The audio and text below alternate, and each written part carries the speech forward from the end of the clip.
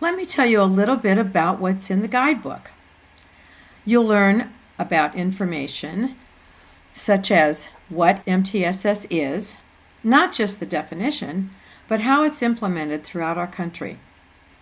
It'll be your chance to sit back and listen to what people just like you are doing as they implement the procedures. How are they integrating intervention strategies into the classroom instruction? How are they determining dosage for services? How do they manage caseloads, and how are they working with their colleagues? You'll be guided through this interactive process to be able to identify the stage of development where you are in your setting. And we've put some prompts along the way in our handout to help you focus on those discussions and topics as you're participating in the course. We'll be trying to capture some very important aspects and to provide some resources as well. So we're going to visit some MTSS sites and explain to you what's going on in those sites, and then we'll provide some resources so that you can learn on your own to independently implement procedures after you complete the course, as well as when you're trying to work with your colleagues or explain the process. So putting all the pieces together, the MTSS system is a tiered model incorporating aspects of RTI and PBIS in a more systematic and comprehensive manner. So looking at the multi-levels of intensity, let's look at the tiers. The level of intervention meet the learning needs of all students. This is adopted from California MTSS, the Orange County Department of Education. At Tier 1, Universal Support, the core curriculum and classroom interventions are available to all students and effectively meet the needs of most students, 80 to 85% or more of them. All students receive high-quality, evidence-based instruction that is differentiated to meet their needs. And all are screened on a periodic basis to identify struggling learners and those who may need additional support and enrichment, who may need to move into a level of support known as Tier 2 or supplemental support. Students who are found to need more support receive increasingly intensive instruction, and regular progress monitoring is used to match instruction to their needs. For those students who need intensive support at Tier 3, who are not succeeding through progress monitoring at Tier 2, intensified support at Tier 3 targets the student's skill level and needs for remediation or gaps in academic learning, behavioral needs, or both, for existing concerns and the prevention of more severe problems. At this point, students receive intensive individual interventions while continuing to receive all instruction from Tier 1. I'm going to hand this off to Jean Blosser. At this point, Jean will comment on the roles that we as SLPs can play in the MTSS tiers. Jean? In this next section, we're going to begin talking about the difference that we as speech-language pathologists can make in student success. We'll start to talk about the roles and responsibilities that we have within the MTSS framework and start opening up our thinking about how we can communicate with our education partners about the many ways we can work together to help kids succeed in their homes, schools, and in the community.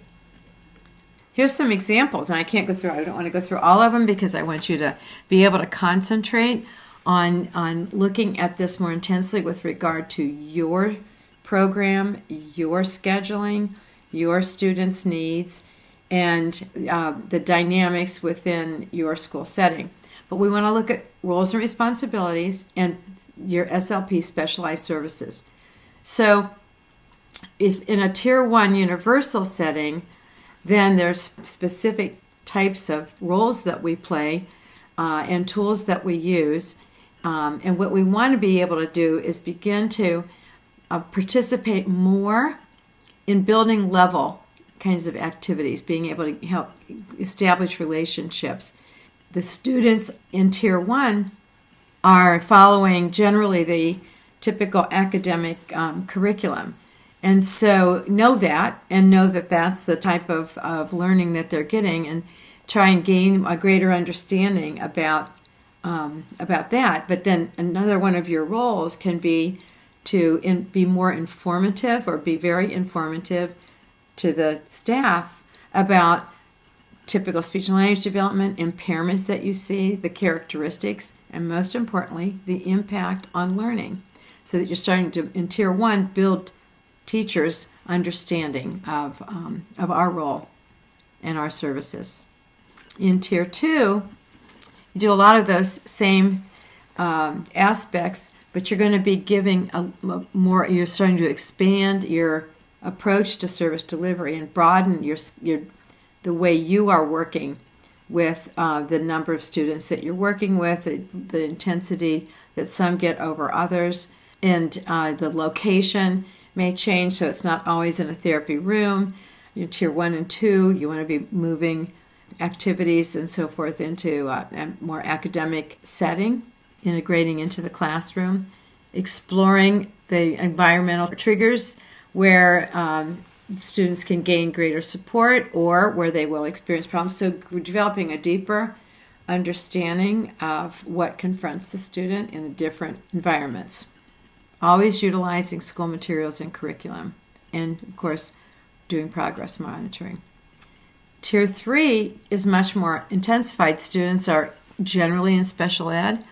You can participate in some of the district problem-solving processes, more evidence-based treatments, trying to schedule periodic review of progress, looking at portfolio materials, listening and seeing what the teacher is doing, and increasing opportunities for practice and response outside of therapy. So there's much more different and more intensive level involvement at the Tier 3 level. And also the students are getting more time and more explicit treatments if they are in a Tier 3 level. Another strategy that was developed by the speech-language pathologist was to develop visual schedules, both for coming to school and getting ready to leave at the end of the day. So a visual schedule that outlined the routines for coming in the door, lining up, putting away your backpack,